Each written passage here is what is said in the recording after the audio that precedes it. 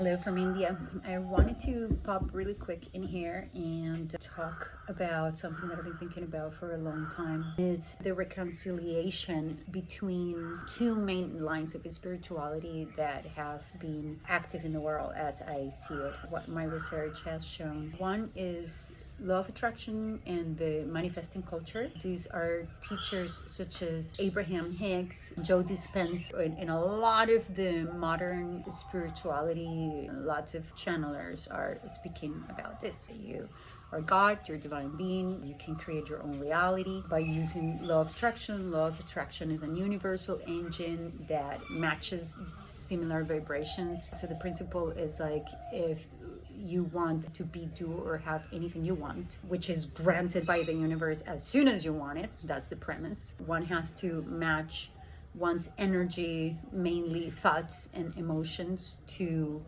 what that end result is, to be able to allow that into life. And the other line of spirituality, which seems radically different, but I think that there's points of connection, is more like the Vedantas of India, Edgar Tolle, Babaji, Ramdas, all these people, and many different enlightened masters from India. They speak more about the transcendence of the mind and the transcendence of the ego self, the personality, to understand that we are not our thoughts, that we are not our minds, and that by inquiring who is thinking the thoughts and not believing the thoughts, like coming out of that pool of the thinking process, then there is a realization of the being, and that being is complete and it doesn't need anything else. And from that realization there comes bliss, peace, and enlightenment, basically. I've been thinking about this for over a decade now,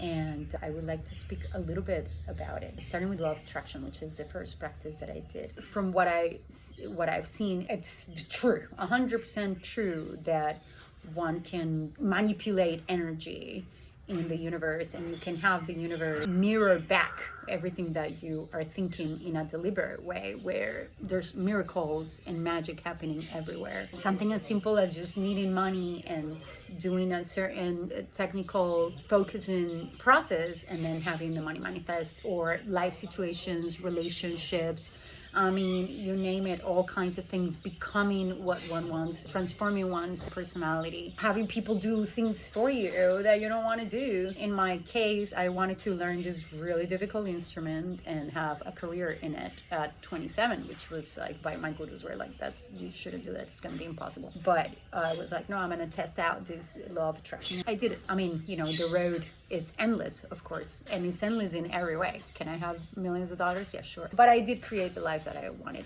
And what happened in that whole manifesting process is that there's nowhere in the manifesting teachings that speak about this identity and managing the identity of the self. It's more like, even though you are, because you're vibrated on a high level, that means that you do get spiritual realizations where you do become a kinder, more compassionate person, that it's more a source of light into the world. That is all true, because one is vibrating at the energy, at a higher frequency of love. So it's like good things come out of you, and there's many realizations that almost like do kill the ego in a way, or make the ego a positive thing. But what happened to me is that when I came across the teachings of the Advaita tradition, which is to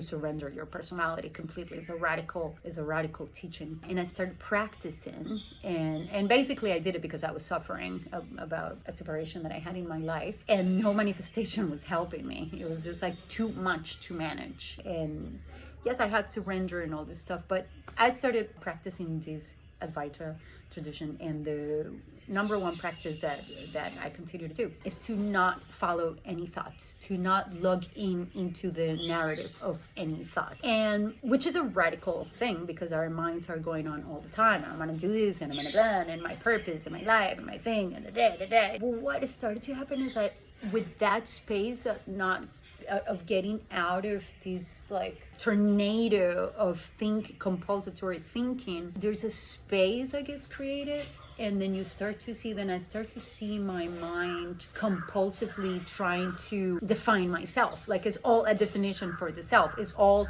this sort of like self-validation machine, which looking at it from outside of it, it really becomes this like, it's you can see the abusive nature of it is abusive. Like our compulsion to thinking and to defining ourselves is abusive. Stepping a little bit out of it and then looking at manifestation, manifesting your own reality is still a manager. It is managing the personality, is managing the person, is advocating for the self, and that becomes a bit kind of exhausting, you know. And so the interesting thing about all of this is the restfulness and the peace that is in these practices of relinquishing the personality, or at least starting to not get into the trappings of these narratives at all times. Where these two things come together, it seems to be in a tantric path, Tantra, and I'm just starting to actually read about it, so I don't want to say too much about it,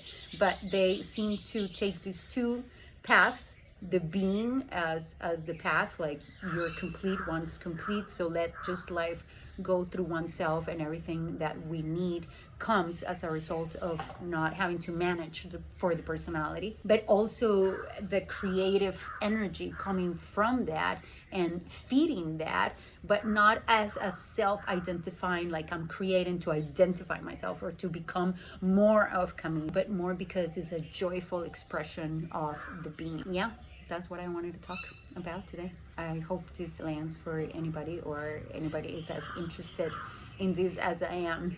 Sending love.